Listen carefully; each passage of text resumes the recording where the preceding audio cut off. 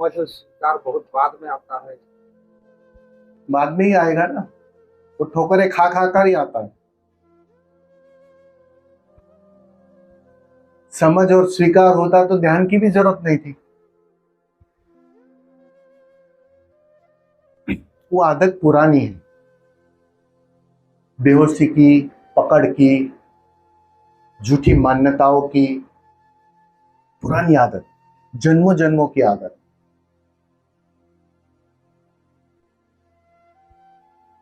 मन के साथ बंधी हुई आदतें हैं। मन आया कि वो आदतें चली आई, और जन्मों जन्मों से बेहोशी में यही तो दोहराया है। ये गलती एक बार थोड़ी की है, हर बार ये गलती की है। तो गलती करने की भी आदत मजबूत हो जाती है, तो वो टूटते टूटते टूट। प्रज्ञा ज्यादा है, होश ज्यादा है, समझ ज्यादा है, बात जल्दी बन जाती है। केवल शब्दों से बन जाती है। शब्दों क्या, मौन से बन जाती है। और रिंझाई को पेड़ से सूखा पत्ता गिरा और बात बन गई, समझ आ गई। वो पत्ता ही नहीं, मैं भी गिर गया, मैं भी खो गया, मैं भी तो हूं सूखा पत्ता। ठीक है, 60 साल के बाद सूखूंगा।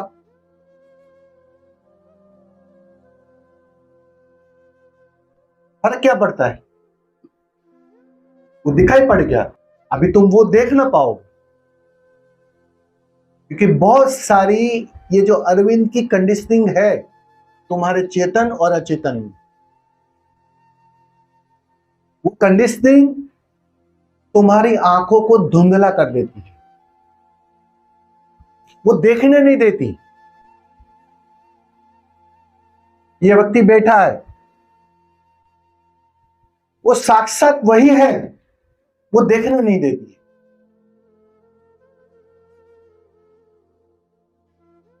वो कंडीशनिंग सारी, ये जो सारा कचरा, मैं का कचरा, मान्यताओं का कचरा, वो तुम्हारी दृष्टि को खराब कर देता है। और तुम जो साफ साफ है उसे देख नहीं पाते, स्वभाव से चूक जाते।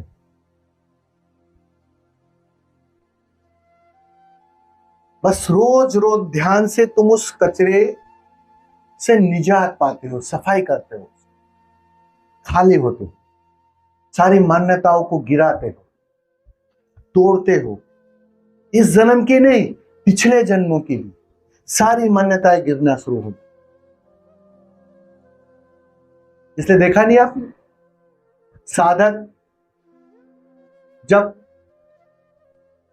शुरू शुरू में रोता है तो उसे पता भी होता है कि मैं क्यों रो रहा हूं, वजह पता होती है, कुछ यादें होती है, कुछ पीड़ाएं होती, कुछ अच्छा कुछ बुरा, सब कुछ उसके मेमोरी में होता है। फिर कुछ दिनों के बाद वो पाता है, अरे बिना वजह रोना आ रहा, मैं वजह तो खोज ही नहीं पा रही, क्यों रोना आ रहा है, ये बिना वजह आंसू निकल रहे हैं, ये बिना वजह हंसी आ रही है, लोग पागल समझेंगे। होता है ना, अकारण। ये अकारण कहां से आया? ये तुम्हारी याद का हिस्सा नहीं, किसी अतीत से जो गहरे अचेतन की परतों में दबा पड़ा है, वो उभरा और बाहर छलक गया, निकल गया, और सफाई हो गई। तो जितना तुम उस माहौल से गुजरते हो, वैसे वैसे तुम बिल्कुल स्वभाव तुम्हारा निखरने लगता है, तुम स्वाभाविक हो जाते हो। अभी अस्वाभाविक हो, वो स्वभाव निखरना शुरू होगा। और जिस दिन तुम्हारा पूर्ण स्वभाव निखर जाता है, उस दिन तुम्हें पहली बार अपने में उसकी झलक मिलती। तुम अपने में उसे देख पाते। अरे तत्व मसीह, मैं भी वही हूं। जिस दिन तुमने अपने में उसकी झलक पा ली,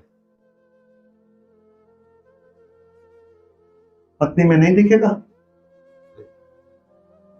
बच्चों में नहीं दिखेगा, इन सब बैठे हैं उसमें नहीं दिखेगा। अरे पेड़ पौधे तक में दिखना शुरू हो जाए।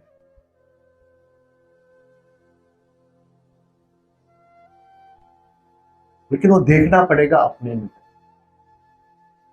और उस देखने का एक ही मार्ग है, ये सारे झूठे मैं का कचरा हटाओ,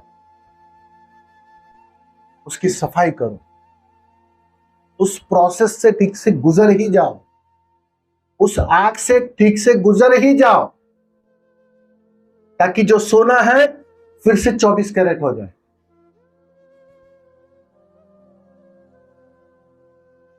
अभी कचरा है, बस 18 कैरेट हो गए हो, तुम्हारा गुना कोई और बड़ा नहीं है।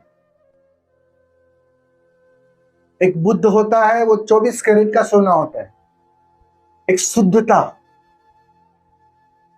सहजता, वही बचपन वापस लौट कर आ गया।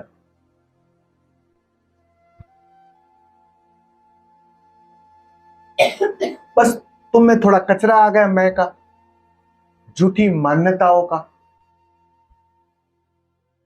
उसको जलाओ।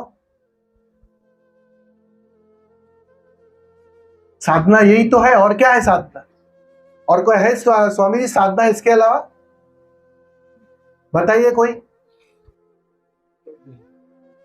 ये सारी विधियां एक उसों ने जो दी है वो क्या है?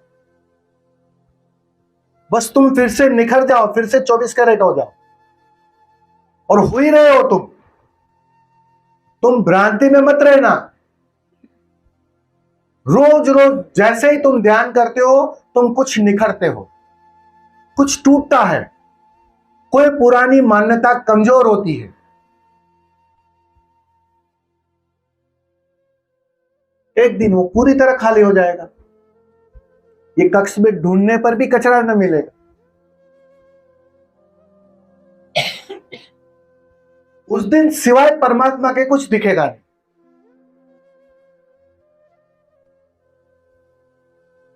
अभी उसे देख नहीं पा रहे हो।